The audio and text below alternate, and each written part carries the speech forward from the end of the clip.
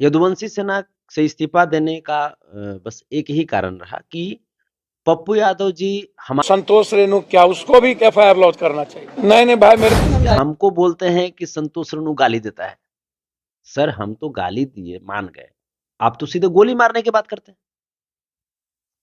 पैसा से आप हमसे स्ट्रांग हो सकते हैं, आप ताकत में हमसे मजबूत हो सकते हैं सर, लेकिन मैं दावे के साथ कह रहा हूं सर कि मानसिक रूप से मैं आपसे 1000 गुना अधिक मजबूत हूं सर। तेजस्वी अगर चुनाव जीत गया तो हम राजनीति से संन्यास ले लेंगे। तो कब लीजिएगा सर? बिहार की जनता आपसे पूछ रही है। 5 लाख जो भी 2 लाख हो या 5 लाख हो, आप दूसरा को काला फंसाइएगा, आप ही मार दीजिए गोली।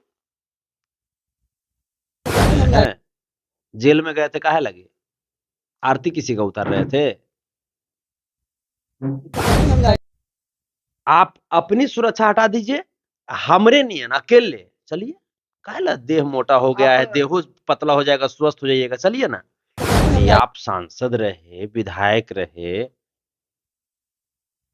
ये सब और क्या चीज आपको चाहिए? पेंशन मिला जुला करके लीजिए सरकार से, खूब खाइए पीजिए और चलिए। ये चाहते हैं कि संतोष रेणु किसी तरीके से मारा जाए, ये चाहते हैं। डीआईजी साहब को फोन करके कह रहे हैं कि पहले संतोष रेणु यादव पे पहले एफआईआर कीजिए। अरे भैया, जब एफआईआर करना है तो ये तमाम लोग थोड़े हैं। लेकिन हाँ, पप्पू यादव जी आर्थिक रूप से हमसे बहुत मजबूत हो सकते हैं, ताकत में मजबूत हो सकते हैं, शारीरिक ताकत जो होता है, शारीरिक ताकत है, हट्टा कट्टा है, एक हाथ आप मार देंगे तो हम उलट ही जाएंगे।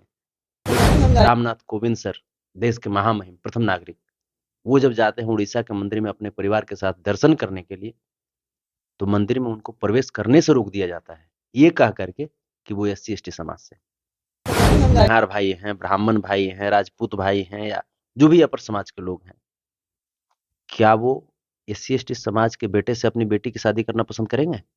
पप्पू यादव जी बहुत बार ऐसा हुआ, बहुत लोगों से कोशिश किए कि हम उनकी पार्टी में आ जाए।